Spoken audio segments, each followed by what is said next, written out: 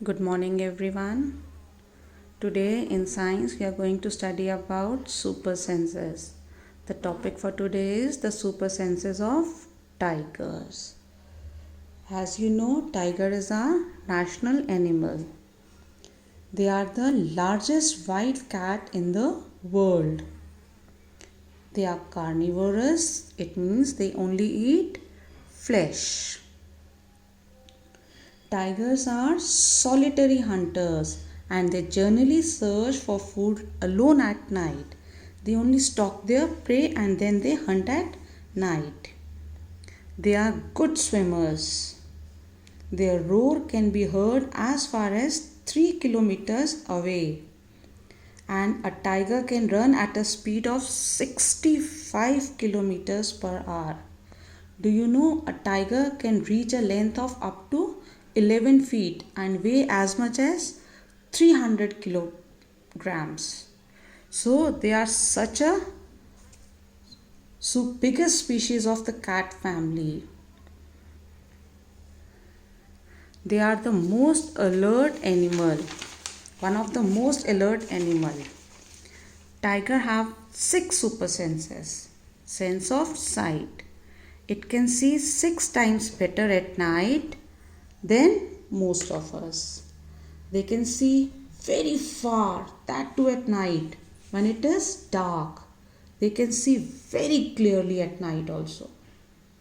Next comes the super sensing of hear. This is the most acute of all its senses and is mainly used for hunting. A tiger, they can make out the difference between rustling of leaves and animals moving on grass. Next is the super sense of smell.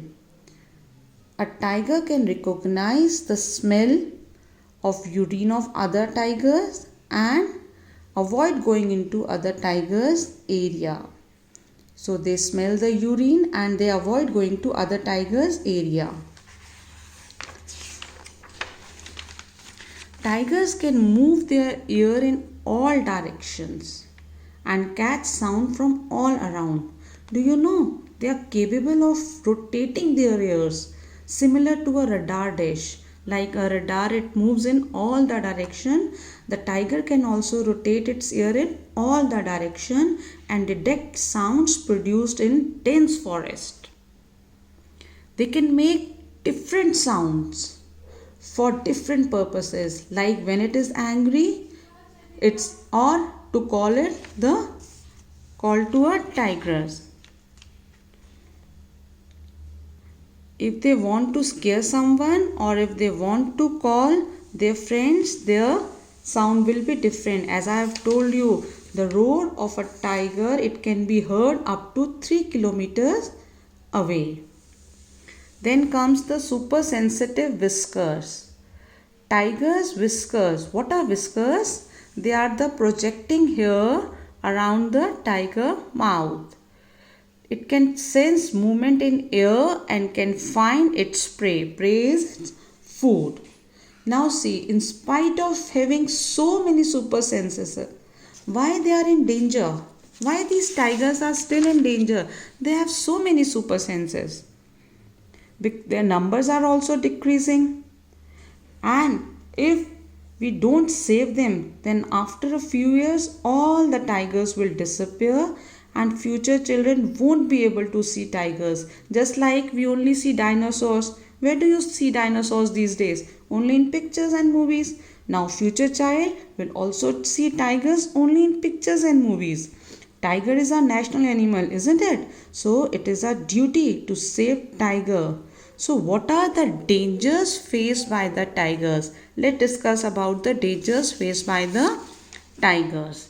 First danger is hunters and poachers. They are the biggest threat to the tiger.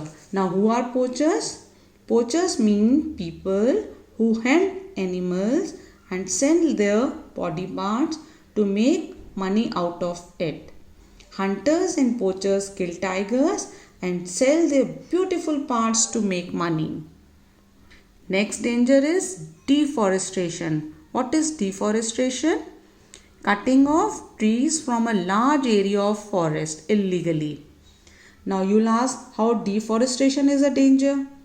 Now children, what is the home for tiger and many other animals?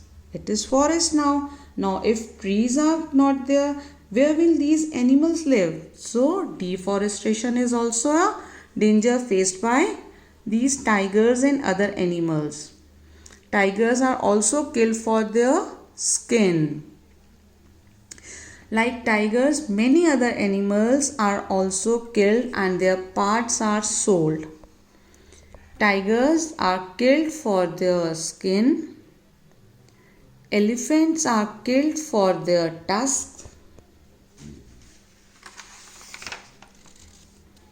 Rhinos are killed for their horns.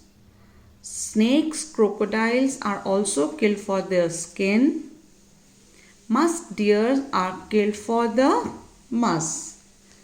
Musk deer is hunted for their scent glands, which is commonly used for making perfume. See how cruel we people are, isn't it? We humans are so cruel that to earn money, we just kill these animals. Everyone has the right to live, be it a human or animal. So we should not kill just for their skin, their horns, to make perfumes. We kill these animals. We are so cruel, isn't it? We are so greedy to make money. Now how to save these animals?